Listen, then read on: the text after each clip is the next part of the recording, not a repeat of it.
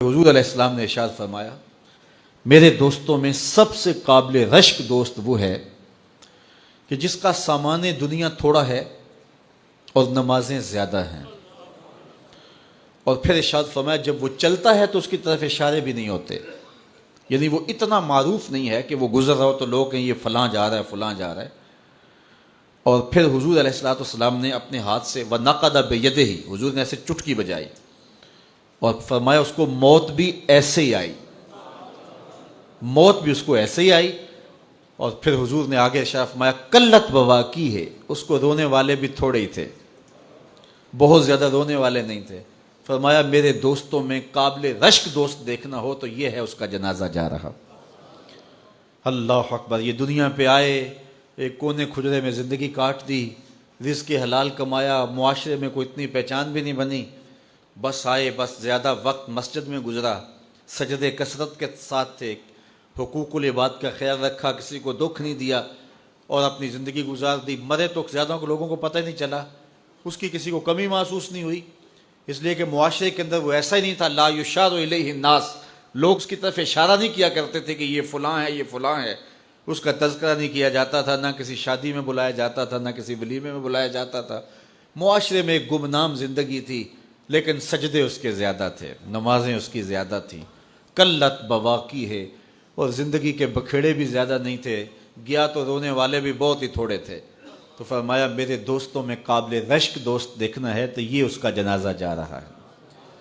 چونکہ جتنا وزن تھوڑا ہوگا، جتنا بھار کم ہوگا، اتنا سفر آسان ہوگا۔ تو ہماری زندگی آخرت کے لیے گزرنی چاہیے، اور ہم اتنا بوجھ نہ بنائیں کہ جو ہمارے لیے اٹھانا مشکل ہو جائے۔ تو ہم اپنی ساری زندگی مرتب کریں، منظم کریں، ہم فالح بن جائیں۔ اور قرآن نے فلاح کی منزل بیان کرتے ہوئے پہلی چیز بیان فرمائی سورہ بقرہ میں کہ جس کے پاس ایمان کی دولت ہے، چونکہ اس دنیا پر سب سے بڑی دولت جو ہمیں دی گئی ہے وہ دولت ایمان ہے، اور آخرت میں سب سے بڑی دولت جو عطا کی جائے گی بندہ مومن کو وہ اللہ کا دیدار ہوگا۔ جو دنیا میں ایمان سے محروم رہا اور آخرت میں دیدار الہی سے محروم رہا وہ حقیقی طور پہ محروم ہے۔ تو میں اور آپ اپنی قسمت پہ بعض اوقات شکوہ بھی کرتے ہیں، حالات کی دکھن اور کڑن بھی ہوتی ہے، اور بڑے مصائب اور آلام ہیں جو ہمیں توڑتے ہیں اور وہ ہمارے خود پیدا کردہ ہوتے ہیں۔ جبکہ ہم جس قدر جن نعمتوں کے میسر نہ ہونے پہ شکوے کرتے ہیں، تو جو نعمتیں میسر ہیں ان کا اگر شکر کرنے کی عادت ڈال لیں تو شکر سے فرصت ہی نہ ملے۔ تو جب شکر سے فرصت نہیں ملے گی تو پھر شکوے کی تلخی تنگ نہیں کرے گی۔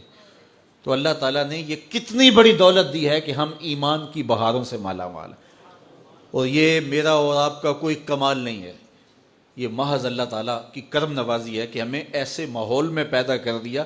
ہماری ماں بھی حضور کا نام لیتی تھی، ہمارا باپ بھی حضور کا نام لیتا تھا۔ علامہ اقبال کہتے ہیں، تشریف رکھیں، علامہ اقبال کہتے ہیں نام تو از پدرا موختم، حضور میں آپ کا نام اپنے باپ سے سنا ہے، میں نے اپنے باپ سے آپ کا نام سنا ہے۔ تو یہ ہمیں جو نصیب ہو گیا اس پر اللہ کا شکر کریں۔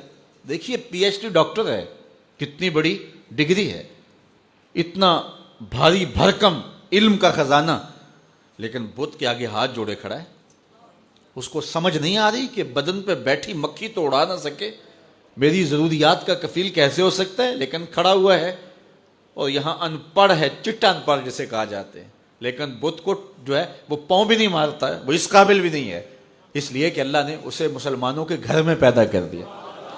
تو یہ ایمان کی جو دولت ہے یہ ہمارے کسب کا نتیجہ نہیں ہے، یہ ہمارے کسب کا نتیجہ نہیں ہے، یہ اللہ تعالیٰ کے کرم کا فیضان ہے کہ ہمیں ایمان عطا کر دیا گیا۔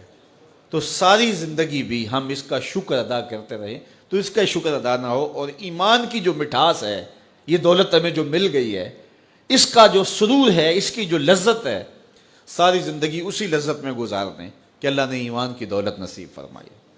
باقی جو نہیں ہے، میں کہتا ہوں جو میسر ہمیں نہیں ہے اس کی تلخیاں مٹانی ہوں تو صرف ایک حدیث سے ساری تلخیاں ختم کی جا سکتی ہیں۔ میں پہلے بھی آپ کو سنا چکا ہوں، صرف ایک حدیث، ہمارے پاس یہ نہیں ہے، یہ نہیں ہے، یہ نہیں ہے، یہ نہیں، کتنی تلخیاں ہیں، ہمسایوں کے پاس یہ ہے، شریکوں کے پاس یہ ہے، فلاں کے پاس یہ ہے، کتنی تلخیاں ہیں۔ ان ساری تلخیوں کو مٹانا ہو تو علاج صرف ایک، رسول کریم کی حدیث ہے۔ حضور نے ارشاد فرمایا، جو اللہ کے دیے گئے تھوڑے رزق پہ راضی ہو گیا، اللہ قیامت کے دن اس کے تھوڑے عملوں پہ راضی ہو جائے گا۔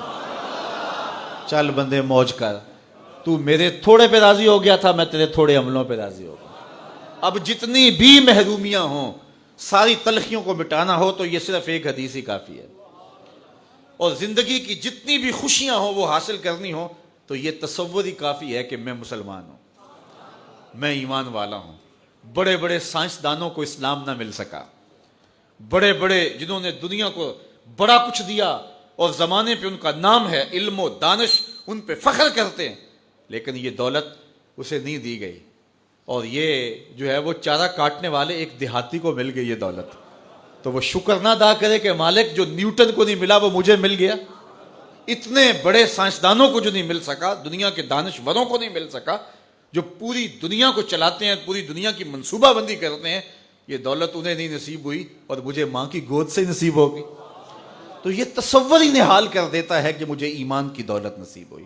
تو یہ سب سے بڑی دولت ہے، اور یہ فلاح کی پہلی سیڑھی ہے اور پہلی بنیاد ہے جو اللہ تعالیٰ نے ہمیں میسر فرمائی۔